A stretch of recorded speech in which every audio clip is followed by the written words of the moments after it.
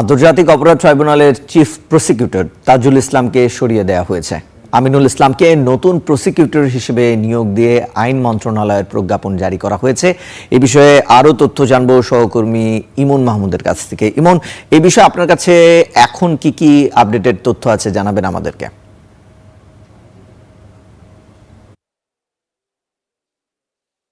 রিশান, আমি এই মুহূর্তে আন্তর্জাতিক অপরাধ ট্রাইব্যুনালে আছি। আজ গত কয়েকদিন ধরেই আলোচনাতে ছিল যে আন্তর্জাতিক অপরাধ ট্রাইব্যুনালের চিফ প্রসিকিউটর তাজুল ইসলাম তাকে সরিয়ে নতুন কোনো চিফ প্রসিকিউটর নিয়োগ দেওয়া হতে পারে, তবে এখনো পর্যন্ত কোনো আনুষ্ঠানিক তথ্য ছিল না। তবে আজ কিছুক্ষণ আগেই আইন মন্ত্রণালয় থেকে একটি প্রজ্ঞাপন জারি করা হয়েছে। প্রজ্ঞাপনে বলা হয়েছে যে সুপ্রিম কোর্টের আইনজীবী আমিনুল ইসলাম তিনি নতুন চিফ প্রসিকিউটর হিসেবে এই আন্তর্জাতিক অপরাধ ট্রাইব্যুনালের দায়িত্ব পালন করবেন এবং তবে প্রসিকিউশন অন্যান্য সদস্যরা তারা কে থাকবেন বা কাউকে নতুন নিয়োগ দেয়া হবে কিনা সে বিষয়ে কোনো তথ্য প্রজ্ঞাপনে সুস্পষ্টভাবে দেয়া নেই।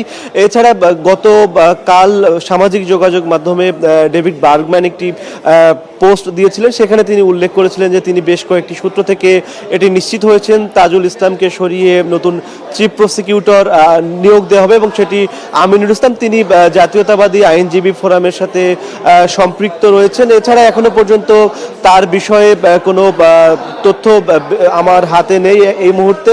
এবং তাজুল ইসলামের সাথে সকালেই আমরা কথা বলেছিলাম, তিনি জানিয়েছিলেন যে গতকাল আইন মন্ত্রণালয় থেকে মৌখিকভাবে তাকে জানানো হয়েছিল যে সরকারের পক্ষ থেকে নতুন চিফ প্রসিকিউটর নিয়োগ দেওয়ার বিষয়ে ভাবা হচ্ছে এবং তাকে প্রজ্ঞাপনের পরেই হয়তো সেটি কার্যকর হবে। সেটি কিছুক্ষণের মধ্যেই হয়তো আমরা দেখলাম যে আইন মন্ত্রণালয় থেকে এই প্রজ্ঞাপনটি জারি হয়েছে এবং এখনো পর্যন্ত আনুষ্ঠানিক কোনো প্রতিক্রিয়া প্রসিকিউশনের পক্ষ থেকে জানানো হয়নি।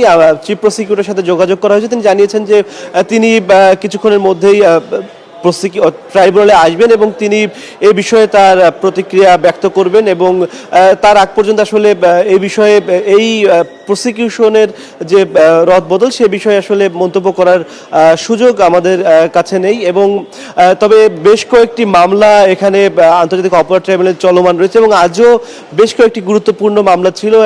বেশ কয়েক জুলাইয়ের মামলা রয়েছে, এখানে গুমের মামলা চলছে এবং আজকে আন্তর্জাতিক অপরাধ ট্রাইব্যুনালের জিয়াউল আহসান, যিনি সাবেক সেনা কর্মকর্তা ছিলেন, তার বিরুদ্ধে সাবেক সেনাপ্রধান ইকবাল করিম ভুইয়া তার আজকে তিনি যে সাক্ষ্য দিয়েছেন সেই সাক্ষ্যের উপর আজকে তার জেরা হওয়ার কথা রয়েছে। আসামি পক্ষের আইনজীবীরাও এসেছেন। ইকবাল করিম ভুইয়া ইতোমধ্যে আন্তর্জাতিক অপরাধ ট্রাইব্যুনালে এসে পৌঁছেছেন, তার জবানবন্দির উপর জেরা হওয়ার কথা রয়েছে এবং অন্যান্য যে মামলাগুলো তালিকাভুক্ত ছিল, বিশেষ করে হাসানুল হক ইনুর মামলা আজকে ছিল এবং তাকেও আন্তর্জাতিক অপরাধ ট্রাইব্যুনালে আনা হয়েছে এবং ট্রাইব্যুনালের অন্যান্য যে মামলার কার্যবিধিতে ছিল সেই আসামিদেরকে ট্রাইব্যুনালে আনা হয়েছে এবং স্বাভাবিক প্রক্রিয়াতেই ট্রাইব্যুনালের কার্যক্রম শুরু হওয়ার কথা রয়েছে এবং প্রসিকিউশনও সেভাবেই তারা তাদের কার্যক্রম চালাচ্ছে। এখনো পর্যন্ত প্রসিকিউশনের কোনো রদবদল হবে কিনা সে বিষয়ে সুনির্দিষ্ট কোনো তথ্য নেই। শুধু এতটুকু জানা, প্রজ্ঞাপনের মাধ্যমে এটুকু তথ্য নিশ্চিত হওয়া গিয়েছে যে চিফ প্রসিকিউটর হিসেবে তাজুল ইসলাম আর আন্তর্জাতিক অপরাধ ট্রাইব্যুনালে থাকছে না, নতুন চিফ প্রসিকিউটর হিসেবে আমিনুল ইসলামকে